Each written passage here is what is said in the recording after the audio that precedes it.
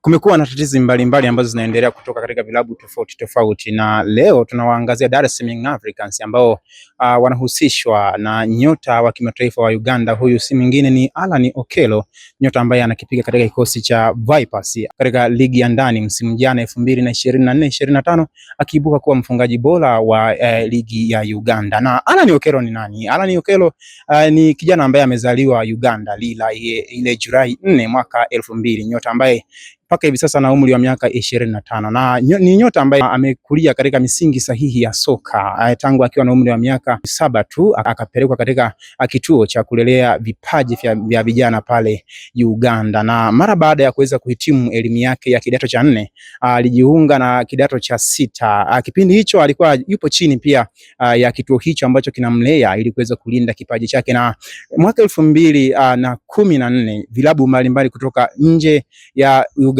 kwa maana ya vilabu vya Mamelodi Sundowns, Al Ahly kutoka pale Egypt, lakini pia Ajax Amsterdam ya kule Uholanzi viliweza kuvutiwa naye, lakini agent yake wa wakati huo kwa maana ya wakala yake Isaac Mwesigwa aliweza kusema hapana, nyota huyu hawezi kuondoka katika nchi yetu hivi sasa mpaka pale atakapoweza kumaliza elimu yake ya advance kwa maana ya A-level education. Na mara baada ya kuweza kutamatisha masomo yake 2017, Allan Okello aliweza kujiunga na timu ya Paradwa ambayo ipo inashiriki ligi ya championship pale Uganda, lakini mwaka mmoja baadaye aliweza kuchukuliwa na KCC, na ndipo maisha yake ya soka hasa yalivyoanza kushamiri. Alicheza KCC, amecheza Paradwa, lakini pia baada ya kuweza kuondoka KCC aliweza kwenda Vipers. Vipers walimchukua akacheza msimu mmoja, wakamrudisha KCC kwa mkopo, hatimaye 2023 akarejea rasmi na mpaka hivi sasa anacheza katika kikosi cha KCC. Allan Okello endapo Young Africans watamsajili watakuwa na faida gani? Kwanza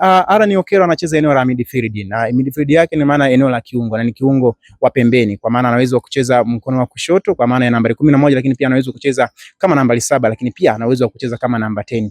Young Africans utamaduni wake ama falsafa yake ya kucheza mpira, tunafahamu Young Africans inatengeneza nafasi kutoka pande zote mbili. Endapo Young Africans watamsajili Allan Okello, wanachofaidika nacho ni kwamba kwanza wanaongeza ubunifu katika kikosi cha Young Africans. Allan Okello kujaribu kumwangalia mpaka anakwenda kuwa mfungaji katika ligi ya mwaka jana 24-25 pale katika ligi ya Uganda. Ina maana ni kwamba ni winga ambaye ana uwezo wa kutengeneza nafasi, lakini pia ana uwezo wa kufunga. Kwa hiyo kama kikosi cha Young Africans na uongozi wa Young Africans watafanikiwa kuweza kumsaini nyota huyu, atakuja kuwasaidia kwa sababu Young Africans hivi sasa imekuwa na ubutu. Ni tofauti na Young Africans ya msimu uliopita chini ya Hamdi Mirudi.